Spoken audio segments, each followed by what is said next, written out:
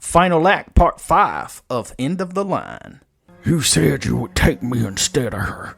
The hobgoblin named Ferric snarled. I made no such statement because the window of time for successfully treating an infection from exide acid is too small with what I have available to me here. But I did agree to take you and your wife to the Morgan, the Stormcrow replied. Now, I say in a brisk tone, you may accompany me under your own autonomy, and I will petition the Phantom Queen in person to consider your request. Or I can expedite your transition and take you to her in this. I produced a small crystal serrated knife from under my cloak to emphasize my threat. But she has never permitted an audience to anyone I have brought before her in Sol Bastille. Ferric sniffed derisively at the knife. Why is that, Stormcrow? If I use Sol Bastille, it tells her unequivocally that the person was exceptionally reluctant to meet their fate to the point of being problematic to me.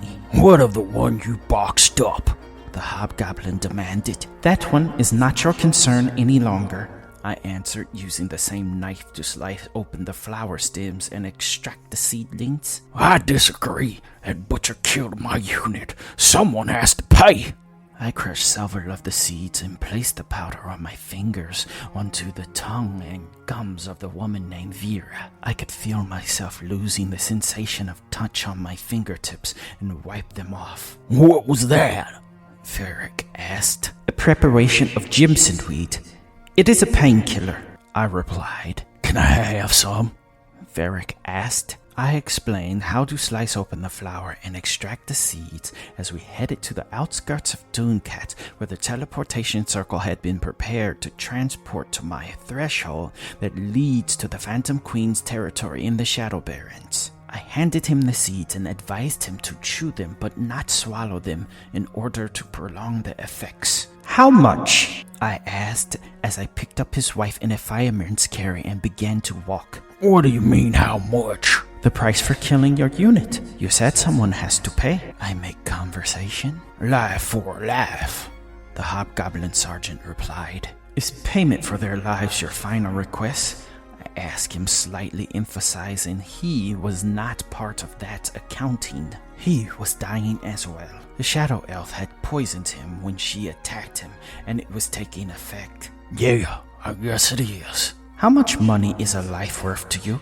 I asked. People don't pay money for another life, Ferric said snidely.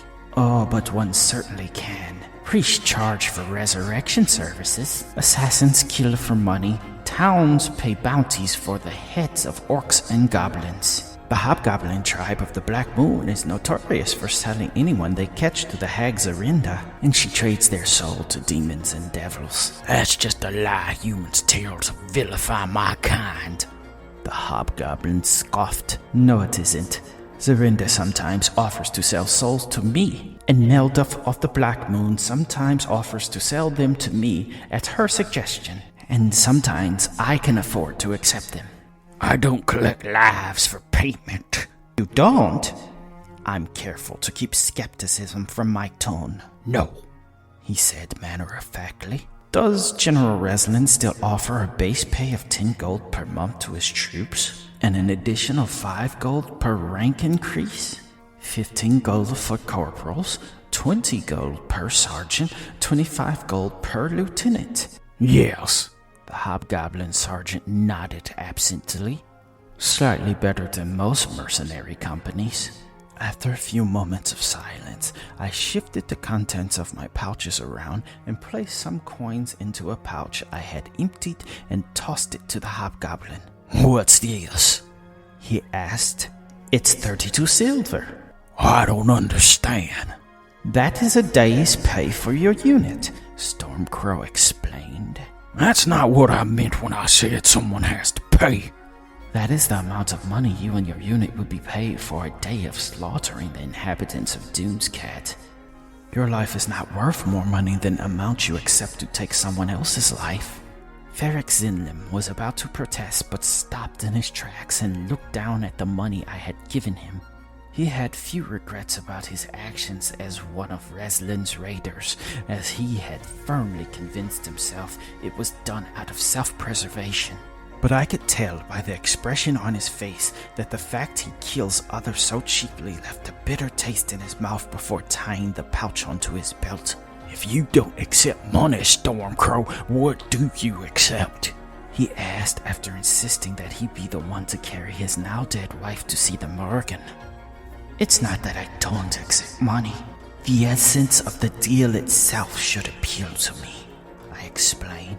I may accept deals only when they do not conflict with my instructions and intrigue me or someone offers something of significant value to them.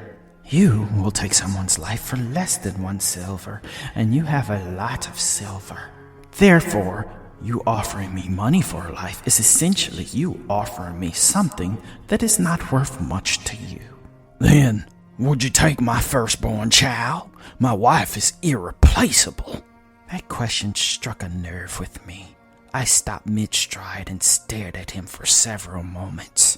His callous dismissal of the value of children was unusual for most hobgoblins. When we arrived at my threshold to the Shadow Barrens, I willed the forest to turn dark and cold around us and did not respond to his remark. The shadows seemed darker and more malevolent as the barrier between the material prime and the Shadow Barrens melted away. We are now in the Phantom Queen's realm, I announced just before I performed another incantation to shift us into her castle. The shadows enveloped us quickly dissipated to reveal a throne room where countless ravens, magpies, jackdaws, jays, and crows were perched along every visible alcove and on the furniture, and on the throne sat the Morgan. In this moment she had chosen to manifest in her usual regalia of a tall woman dressed in dark purple silk robes trimmed with raven feathers, with her signature expressionless porcelain mask covering her face. She was currently examining a familiar-looking bracelet with clear gems. "Welcome to the courtyard of the Blackbird, Sergeant Zimlan," I announced before facing the Phantom Queen. I immediately slid my right foot back a half step and placed that knee to the ground as I lowered my head and waited to be recognized.